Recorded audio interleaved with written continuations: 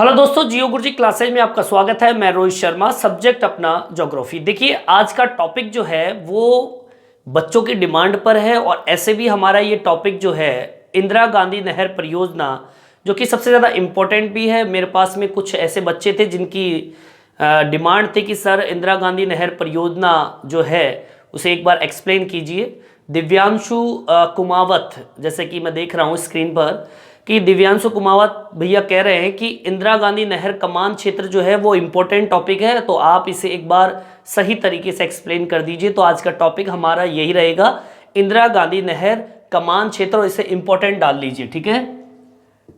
इंदिरा गांधी नहर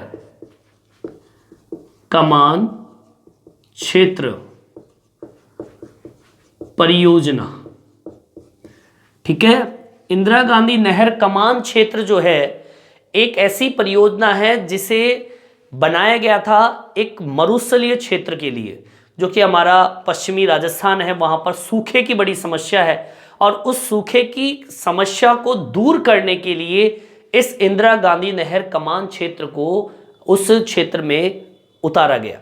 देखिए, इंदिरा गांधी नहर जो है इसका नाम पहले जो था वो था राजस्थान नहर। पहले इंदिरा गांधी नहर के नाम से इसे नहीं जानते थे, इसको जानते थे राजस्थान नहर के नाम से। बाद में इसका नाम पड़ा था इंदिरा गांधी नहर। आगे बात समझ में। और मैं बता दूं, भारत में सबसे बड़े नहर तंत्र में से एक इंदिरा गांधी नहर परियोजना है, ठीक है। तो यही से अपना टॉपिक शुरू होगा। कहां से इस टॉपिक को शुरू करेंगे, लिखेंगे। देखिए, इंदिरा गांधी नहर परियोजना का पुराना नाम राजस्थान नहर था, ठीक है। इस नहर को हम पूरे भारत में बड़ी नहरों की श्रेणी में रखते भी हैं, ठीक है। जितनी बड़ी नहर है उनमें एक नहर का नाम इंदिरा गांधी नहर भी है, ठीक है। तो लिखेंगे, इसको इस तरीके से मेंशन करते हैं, भारत की सबसे बड़ी नहरों में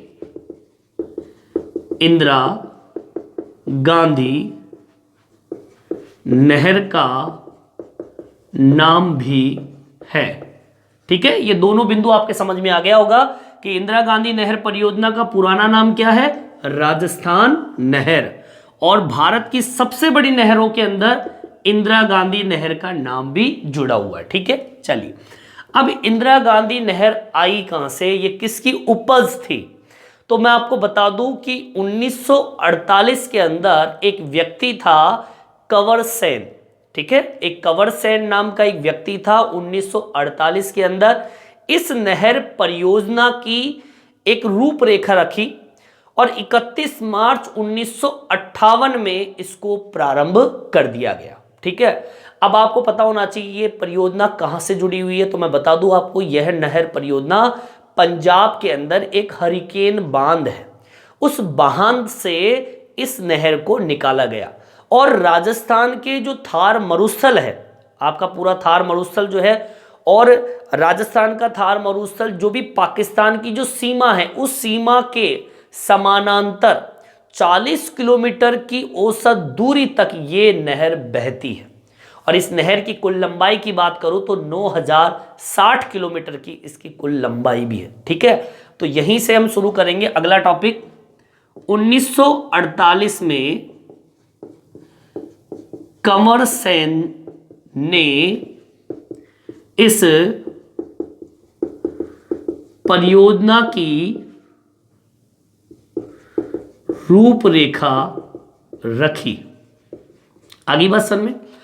यह रूपरेखा 1948 में रखी, ठीक है। और इसकी प्रारंभ स्थिति कब, इस परियोजना को 31 मार्च, ठीक है, 31 मार्च 1958 को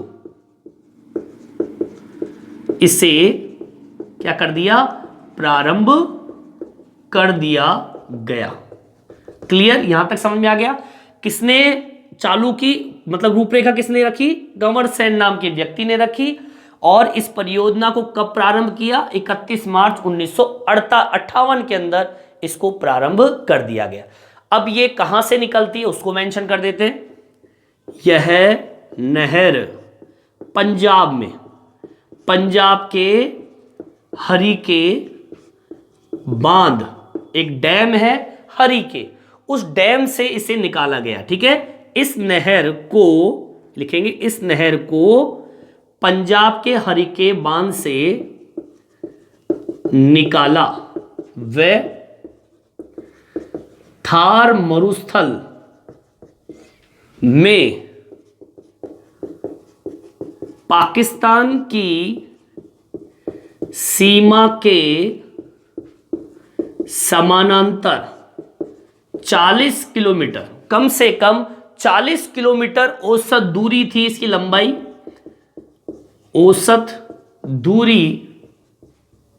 ठीक है, दोबारा सुनिए, यह नहर को पंजाब के हरिकेन बांध से निकाला व थार मरुस्थल में पाकिस्तान सीमा के समानांतर 40 किलोमीटर की औसत दूरी पर बहाया। ठीक है, ये इसका बहने का स्थान हो गया। ठीक है, निकली कहां से, हरिकेन डैम से, और ये हरिकेन डैम कहां पर है, पंजाब के अंदर। और बह कहां रही है, ये बह रही है थार का मरुस्थल पश्चिम में, और किसके समानांतर, पाकिस्तान की जो सीमा है उसके पैरेलल, मतलब समानांतर 40 किलोमीटर की औसत दूरी पर यह बह रही है। इस नहर तंत्र की कुल लंबाई कितनी बताई मैंने, 9060 किलोमीटर। ठीक है, इस नहर की कुल लंबाई 9060 किलोमीटर है। वह यह कम से कम 19.63 लाख हेक्टेयर कृषि योग्य कमान क्षेत्र के अंदर सिंचाई की सुविधा प्रदान करती है। कम से कम 19.63 लाख हेक्टेयर भूमि जो है, उस भूमि को सिंचाई करने का काम, वहां पर पानी पहुंचाने का काम ये इंदिरा गांधी नहर परियोजना करती है। ठीक है, इसको मेंशन कर देते हैं।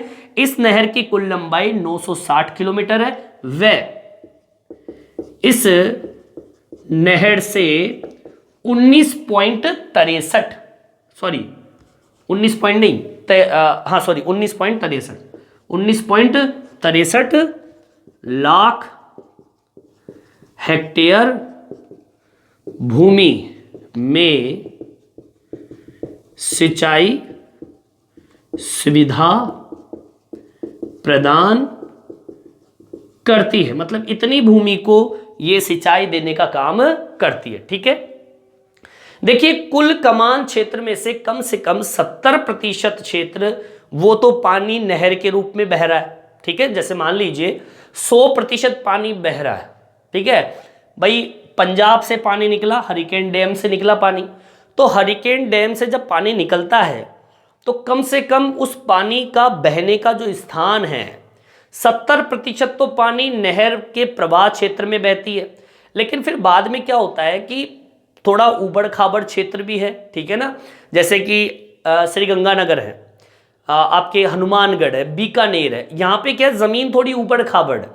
अब ऊबड़ खाबड़ है तो पानी चढ़ेगा कैसे, इसलिए जो शेष बच गया, मतलब 30% जो भाग बच गया, उसको लिफ्ट के जरिए, मोटर के जरिए, बड़े बड़े पंप लगे होते हैं, उनके जरिए पानी को ऊंचाई तक पहुंचाया जाता है। ठीक है, इसको मेंशन करते हैं।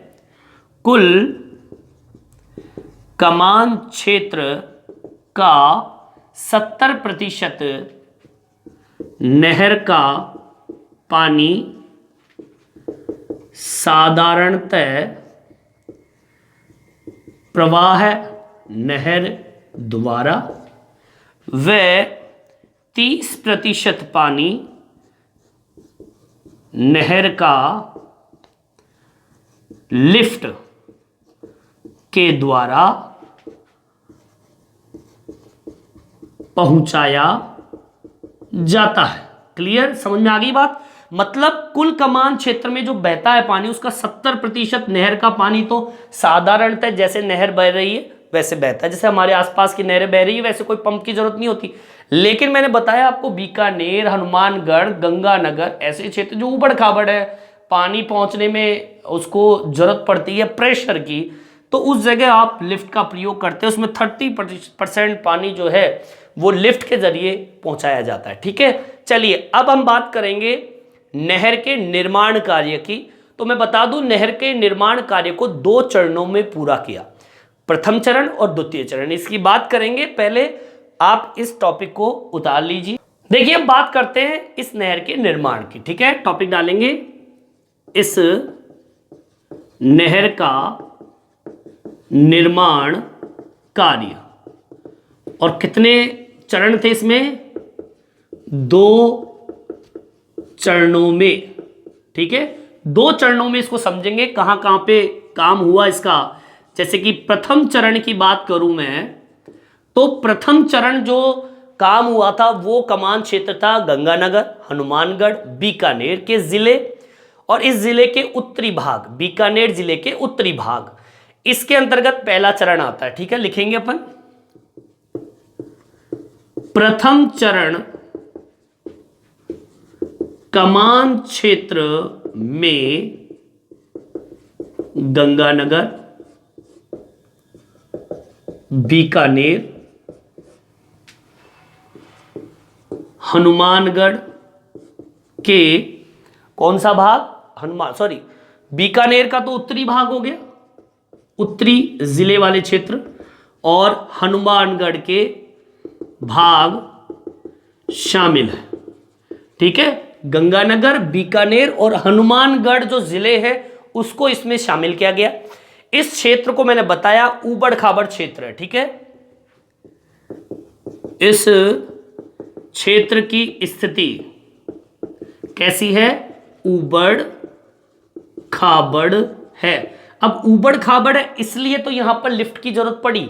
ठीक है, अब मैं आपको बताऊं कितना एरिया कवर करता है ये नहर क्षेत्र, तो बता दूं मैं, कुल कमान क्षेत्र का लगभग कितना एरिया कवर करता है? 5.53 लाख हेक्टर, 5.53 लाख हेक्टेयर भूमि क्या करती है?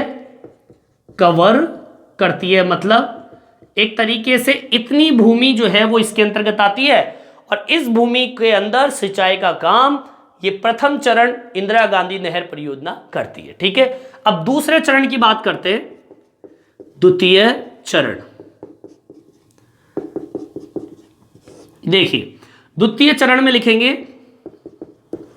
द्वितीय चरण कमान क्षेत्र में। अब वो जिले कौन कौन से हैं तो मैं बता दूं आपको, जैसे कि बीकानेर भी है, जैसलमेर भी है, बाड़मेर भी है। ठीक है, बीकानेर, जैसलमेर, ठीक है,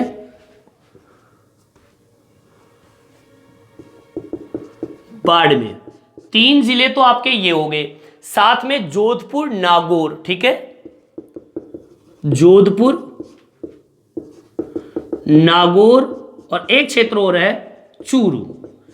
इस क्षेत्र को इसमें शामिल किया गया है। ठीक है, लिख देंगे चूरू के भाग को शामिल किया। ठीक है, ये तो बात हुई जैसे कि इसका कमान क्षेत्र हो गया, तो ये इसका कमान क्षेत्र हो गया। अब इस क्षेत्र की स्थिति की बात कर लेता हूं मैं। तो इस क्षेत्र की स्थिति यह है कि यहां पर स्थानांतरित बालू टिब्बे पाए जाते हैं, मतलब मिट्टी के टीले बनते हैं जो कि एक स्थान से दूसरे स्थान पर चलते रहते हैं। जैसे यहां पर उबड़ खाबड़ स्थिति है ना, वैसे ही स्थिति यहां पर बालू टिब्बों की है। ठीक है, लिखेंगे इस क्षेत्र में स्थानांतरित बालू टिब्बे मिलते हैं। टिब्बे का मतलब टीले बोल सकते हो, जिसे मिट्टी के टीले, रेत के टीले, रेत के टीले, और जो कि कैसे स्थानांतरित होते रहते हैं एक स्थान से दूसरे स्थान पर, ये चलते रहते हैं। जैसे ऊबड़ खाबड़ स्थिति यहां पर है तो यहां पे टीले की स्थिति आपको मिलेगी। ठीक है, अब मैं बात करूंगा कुल कमान क्षेत्र की। कुल कमान क्षेत्र का लगभग, अब देखिए इस क्षेत्र में जो कि बीकानेर, जैसलमेर, बाड़मेर, जोधपुर, नागौर और चूरू है, इस क्षेत्र के अंदर कितनी भूमि आती है तो बता दूं आपको 14.10 लाख हेक्टेयर भूमि शामिल है इसके अंदर। ठीक है, ये आपका द्वितीय चरण कंप्लीट होता है। तो मैंने आपको बताया इस टॉपिक में इस नहर का निर्माण कार्य 2 चरणों में हुआ। प्रथम चरण के अंदर तो गंगानगर, बीकानेर, हनुमानगढ़ आ गया, ऊबड़ खाबड़ स्थिति है और लगभग एरिया है 5.53 लाख हेक्टेयर भूमि। द्वितीय चरण में शामिल है बाड़मेर, जोधपुर, जैसलमेर, बीकानेर, नागौर और चूरू शामिल है। यहां पर स्थानांतरित एक स्थान से दूसरे स्थान पर चलते हुए बालू टीले यहां पर मिलेंगे और कुल कमान क्षेत्र कितना है 14.10 लाख हेक्टेयर भूमि इसमें शामिल है। ठीक है, यहां तक आपके समझ में आ गया होगा, यहां तक आप उतार लीजिए।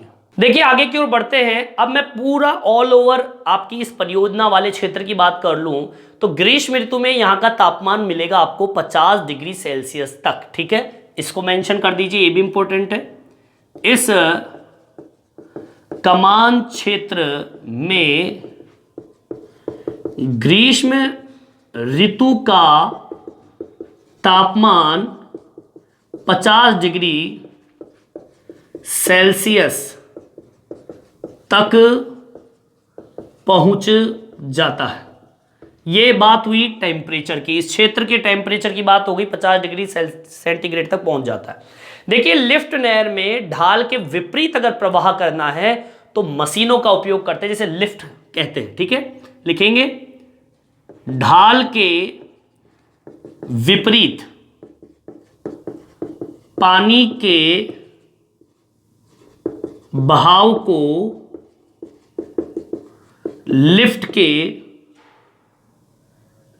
के जरिए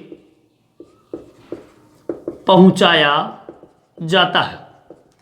आगे बात समझ में, मतलब लिफ्ट के माध्यम से ही, मतलब मोटर पंप के माध्यम से ही पानी को विपरीत जो ढाल प्रवाह कह सकते हैं, जो उल्टा ढाल आ रहा है, एक तो होता है ढलान, एक होता है चढ़ाई। तो चढ़ाई में पानी को चढ़ाना है तो लिफ्ट का तो जरूरत पड़ेगी। देखिए इंदिरा गांधी नहर तंत्र में सभी जो लिफ्ट है वो नहर, मुख्य नहर के बाएं किनारे पर निकलती है। ठीक है, इसको मेंशन कर देते हैं, ये भी इंपॉर्टेंट है आपका, लिखेंगे इंदिरा गांधी नहर की सभी लिफ्टें मुख्य नहर के कौन से, आपके बाएं किनारे पर। ठीक है, बाएं किनारे से निकलती है। आगे बात समझ में, बाएं किनारे पर सारी लिफ्टें मिलेगी आपको। ठीक है, जबकि मुख्य नहर के दाएं किनारे पर सभी नहरें प्रवाह प्रणाली के द्वारा, मतलब नॉर्मल तरीके से, लिफ्ट तो आपको बाएं किनारे पे मिलेगी और साधारणतः अगर पानी बह रहा है, ठीक है ना, सभी नहरें प्रवाह प्रणाली के द्वारा बह रहा है, अपने आप बह रहा है, वो दाएं किनारे पर नहरें मिलेगी। ठीक है, इसको मेंशन करेंगे, जबकि मुख्य नहर की साधारणतः प्रवाह है दाएं किनारे पर, ये नहरें निकलती है। मतलब लिफ्ट वाली जो नहरें वो तो बाएं किनारे पर, और साधारणतः जो पानी बह रहा है वो दाहिने किनारे से संबंधित हो गई। ठीक है, अब आपको एक बात बताना चाहता हूं, ये न्यू टाइप का क्वेश्चन भी है। प्रथम चरण जो था, इसकी शुरुआत, सिंचाई की शुरुआत, मतलब इस प्रथम चरण से जो सिंचाई की शुरुआत हुई थी 1960 के दशक में, और सेकंड चरण का जो कमान क्षेत्र वहां सिंचाई की शुरुआत हुई थी 1980 के दशक के। ठीक है, ये भी आपका इंपॉर्टेंट है, इसको मैं मेंशन करता हूं, अलग से करूंगा। देखिए चरण पहला से कमान क्षेत्र में सिंचाई की शुरुआत, ठीक है, और एक है चरण सेकंड से कमान क्षेत्र में सिंचाई की शुरुआत, तो दोनों का समय मैंने बताया आपको। प्रथम चरण से जो सिंचाई की शुरुआत हुई थी 1960 और ये 1980, ठीक है। यहां पर प्रारंभ स्थिति हुई थी सिंचाई की। देखिए नहर सिंचाई प्रसार ने अब फायदे क्या निकले और नुकसान क्या है, दोनों की चीजें की बात करेंगे। देखिए इस नहर परियोजना से सकारात्मक नकारात्मक दोनों ही प्रभाव पड़े। अब सकारात्मक तो आप जानते ही है भाई, पानी आया तो फायदा ही फायदा, पर नकारात्मक कैसे हो गए उसके बारे में बात करेंगे। देखिए पहले तो मैं बता दूं, इस नहर सिंचाई प्रसार ने शुष्क क्षेत्र की जो पारिस्थितिकी है या फिर अर्थव्यवस्था या फिर समाज की जो स्थिति है उसे मजबूत कर दिया। ये सकारात्मक स्थिति है, ठीक है। लिखेंगे इस नहर ने पारिस्थितिकीय स्थिति, अर्थव्यवस्था की स्थिति, समाज की स्थिति को क्या कर दिया, मजबूत कर दिया। ये तो फायदा सकारात्मक स्थिति है, ठीक है। दूसरा, लंबी अवधि तक, अब नकारात्मक स्थिति बता देता हूं मैं, सॉरी अभी सकारात्मक एक स्थिति और बता देता हूं। लंबी अवधि तक आपके मृदा के अंदर नमी जो थी वो बनी रही, वन खूब हो गए, चरागाह का विकास हो गया और भूमि भी क्या हो गई, हरी भरी हो गई, ठीक है। लिखिए लंबी अवधि तक मृदा में नमी बनी रहने से वनीकरण, ठीक है, भूमि हरी भरी हो गई, ठीक है, और साथ में फसल का उत्पादन हुआ, चरागाह का विकास हुआ। ये सब सकारात्मक स्थिति बता रहा हूं आपको, नकारात्मक भी बताऊंगा आपको मैं, ठीक है। ये सब क्या है, सकारात्मक, ठीक है।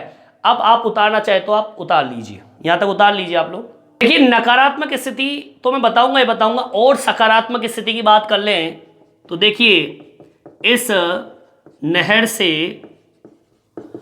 फसलों का उत्पादन अधिक हुआ। और आपको बता दूं पश्चिमी राजस्थान है ना, अब पश्चिमी राजस्थान में कौन सी फसल होनी चाहिए, वहां पर होनी चाहिए चना होनी चाहिए, बाजरा होना चाहिए, ज्वार होना चाहिए, मक्का होना चाहिए, के स्थान पर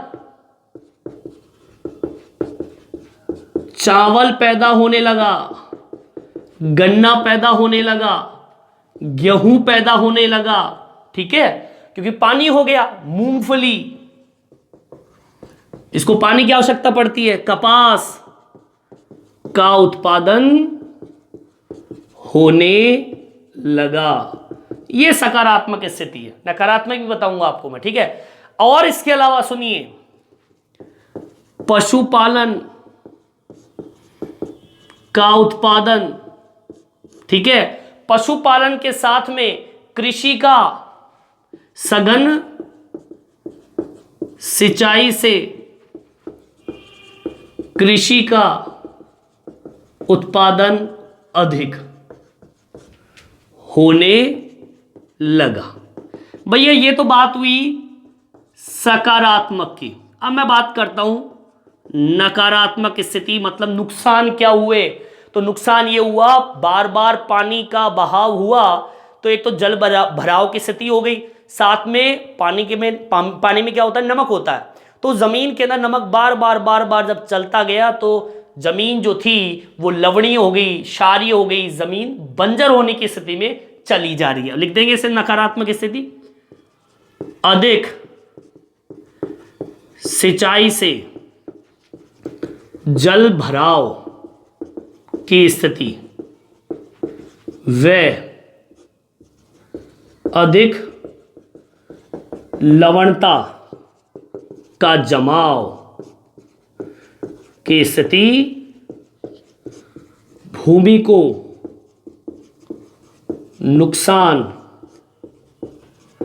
पहुंचाने लगा, ठीक है, यहीं पे अपना टॉपिक कंप्लीट होता है। सकारात्मक नकारात्मक स्थिति मैंने बताई, किस तरीके से इस नहर परियोजना का निर्माण हुआ, किसके द्वारा हुआ, कब हुआ, कितने चरणों में हुआ, ये कार्य कंप्लीट होता है। इस तरीके से अपना ये टॉपिक भी कंप्लीट होता है। ठीक है, इस वीडियो में इतना ही। ये वीडियो आपको कैसा लगा कमेंट्स करके जरूर बताएं। मेरे चैनल को सब्सक्राइब जरूर करें जिससे नए नए वीडियो आप तक पहुंचा सकूं। धन्यवाद।